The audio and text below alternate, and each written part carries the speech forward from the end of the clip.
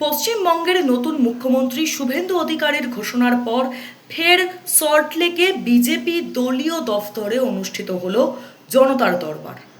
প্রতি সোমবার সকাল 9টা থেকে 11টা পর্যন্ত সাধারণ মানুষের সমস্যার কথা সরাসরি শুনতে এই কর্মসূচির আয়োজন করা হবে, এমনটাই কিন্তু বিজেপির তরফে জানানো হয়েছিল আগে থেকেই।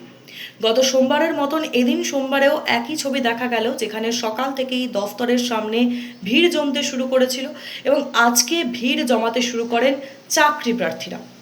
সূত্রের খবর অনুযায়ী মোট 15টি সংগঠনের প্রতিনিধি যারা শুভেন্দু অধিকারীর সঙ্গে সরাসরি দেখা করতে আসেন এদিন, এবং তাদের মধ্যে নিয়োগ দুর্নীতির জেরে বঞ্চিত যেই চাকরি প্রার্থীরা ছিলেন তাদের পাশাপাশি এদিন দেখা গেল যে সুপ্রিম কোর্টের নির্দেশে চাকরি হারানো যেই 26,000 শিক্ষক ও শিক্ষাকর্মীরা তাদের প্রতিনিধিরাও কিন্তু আজকের এই জনতার দরবার অনুষ্ঠানে উপস্থিত ছিলেন।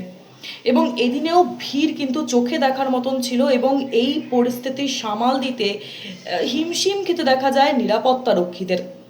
মুখ্যমন্ত্রীর সঙ্গে সরাসরি দেখা করে নিজেদের সমস্যার কথা জানালেন চাকরি প্রার্থীরা এবং তা দ্রুত সমাধানের দাবি জানালেন তারা।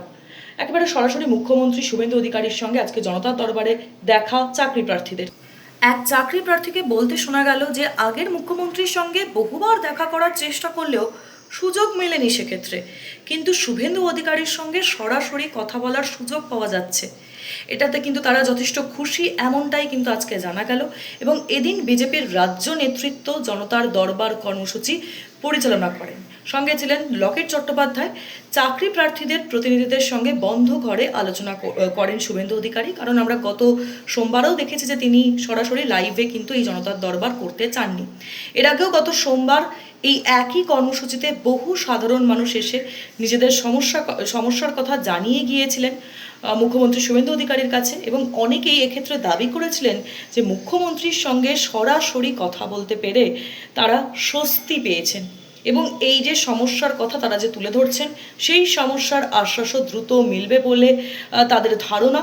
এবং এক্ষেত্রে আপনাদেরকে জানাবো যে এইবারে বিধানসভা নির্বাচনে রীতিমতো সংখ্যাগরিষ্ঠতা নিয়ে বিজেপি ক্ষমতায় এসেছে এবং এই যে নির্বাচনী প্রচারে চাকরি দুর্নীতির ইস্যুটা কিন্তু একটা বড় হাতিয়ার করেছিল বিজেপি। তাই ক্ষমতায় আসার পরে চাকরি প্রার্থীদের সমস্যার কথা শুনেই সমস্যা সমাধানে নতুন মুখ্যমন্ত্রী ঠিক কী কী পদক্ষেপ নেন এখন সেটাই থাকবে নজরে।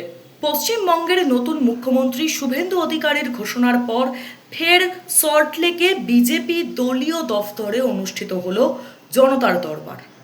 প্রতি সোমবার সকাল 9টা থেকে 11টা পর্যন্ত সাধারণ মানুষের সমস্যার কথা সরাসরি শুনতে এই কর্মসূচির আয়োজন করা হবে, এমনটাই কিন্তু বিজেপির তরফে জানানো হয়েছিল আগে থেকেই। গত সোমবারের মতন এদিন সোমবারেও একই ছবি দেখা গেল, যেখানে সকাল থেকেই দফতরের সামনে ভিড় জমতে শুরু করেছিল এবং আজকে ভিড় জমাতে শুরু করেন চাকরি প্রার্থীরা। সূত্রের খবর অনুযায়ী মোট 15টি সংগঠনের প্রতিনিধি যারা শুভেন্দু অধিকারীর সঙ্গে সরাসরি দেখা করতে আসেন এদিন, এবং তাদের মধ্যে নিয়োগ দুর্নীতির জেরে বঞ্চিত যেই চাকরি প্রার্থীরা ছিলেন তাদের পাশাপাশি এদিন দেখা গেল যে সুপ্রিম কোর্টের নির্দেশে চাকরি হারানো যেই 26,000 শিক্ষক ও শিক্ষাকর্মীরা তাদের প্রতিনিধিরাও কিন্তু আজকের এই জনতার দরবার অনুষ্ঠানে উপস্থিত ছিলেন। এবং এদিনেও ভিড় কিন্তু চোখে দেখার মতন ছিল এবং এই পরিস্থিতি সামাল দিতে হিমশিম খেতে দেখা যায় নিরাপত্তা রক্ষীদের। মুখ্যমন্ত্রীর সঙ্গে সরাসরি দেখা করে নিজেদের সমস্যার কথা জানালেন চাকরি প্রার্থীরা এবং তা দ্রুত সমাধানের দাবি জানালেন তারা। একেবারে সরাসরি মুখ্যমন্ত্রী শুভেন্দু অধিকারীর সঙ্গে আজকে জনতার দরবারে দেখা চাকরি প্রার্থীদের। এক চাকরি প্রার্থীকে বলতে শোনা গেল যে আগের মুখ্যমন্ত্রীর সঙ্গে বহুবার দেখা করার চেষ্টা করলেও সুযোগ মেলেনি সেক্ষেত্রে, কিন্তু শুভেন্দু অধিকারীর সঙ্গে সরাসরি কথা বলার সুযোগ পাওয়া যাচ্ছে। এটাতে কিন্তু তারা যথেষ্ট খুশি, এমনটাই কিন্তু আজকে জানা গেল। এবং এদিন বিজেপির রাজ্য নেতৃত্ব জনতার দরবার কর্মসূচি পরিচালনা করেন। সঙ্গে ছিলেন লকেট চট্টোপাধ্যায়। চাকরি প্রার্থীদের প্রতিনিধিদের সঙ্গে বন্ধ ঘরে আলোচনা করেন শুভেন্দু অধিকারী, কারণ আমরা গত সোমবারও দেখেছি যে তিনি সরাসরি লাইভে কিন্তু এই জনতার দরবার করতে চাননি। এর আগেও গত সোমবার এই একই কর্মসূচিতে বহু সাধারণ মানুষ এসে নিজেদের সমস্যার কথা জানিয়ে গিয়েছিলেন মুখ্যমন্ত্রী শুভেন্দু অধিকারীর কাছে, এবং অনেকেই এক্ষেত্রে দাবি করেছিলেন যে মুখ্যমন্ত্রীর সঙ্গে সরাসরি কথা বলতে পেরে তারা স্বস্তি পেয়েছেন, এবং এই যে সমস্যার কথা তারা যে তুলে ধরছেন সেই সমস্যার আশ্বাসও দ্রুত মিলবে বলে তাদের ধারণা। এবং এক্ষেত্রে আপনাদেরকে জানাবো যে এইবারে বিধানসভা নির্বাচনে রীতিমতো সংখ্যাগরিষ্ঠতা নিয়ে বিজেপি ক্ষমতায় এসেছে, এবং এই যে নির্বাচনী প্রচারে চাকরির দুর্নীতির ইস্যুটা কিন্তু একটা বড় হাতিয়ার করেছিল বিজেপি। তাই ক্ষমতায় আসার পরে চাকরি প্রার্থীদের সমস্যার কথা শুনেই সমস্যা সমাধানে নতুন মুখ্যমন্ত্রী ঠিক কী কী পদক্ষেপ নেন এখন সেটাই থাকবে নজরে। পশ্চিমবঙ্গের নতুন মুখ্যমন্ত্রী শুভেন্দু অধিকারীর ঘোষণার পর ফের সল্টলেকে বিজেপি দলীয় দফতরে অনুষ্ঠিত হলো জনতার দরবার।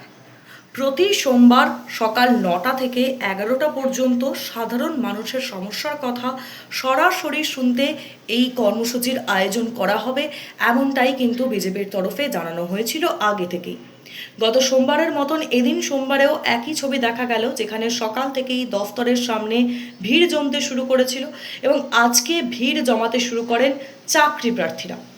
সূত্রের খবর অনুযায়ী মোট 15টি সংগঠনের প্রতিনিধি যারা শুভেন্দু অধিকারীর সঙ্গে সরাসরি দেখা করতে আসেন এদিন, এবং তাদের মধ্যে নিয়োগ দুর্নীতির জেরে বঞ্চিত যেই চাকরি প্রার্থীরা ছিলেন তাদের পাশাপাশি এদিন দেখা গেল যে সুপ্রিম কোর্টের নির্দেশে চাকরি হারানো যেই 26,000 শিক্ষক ও শিক্ষাকর্মীরা তাদের প্রতিনিধিরাও কিন্তু আজকের এই জনতার দরবার অনুষ্ঠানে উপস্থিত ছিলেন, এবং এদিনেও ভিড় কিন্তু চোখে দেখার মতন ছিল, এবং এই পরিস্থিতি সামাল দিতে হিমশিম খেতে দেখা যায় নিরাপত্তা রক্ষীদের।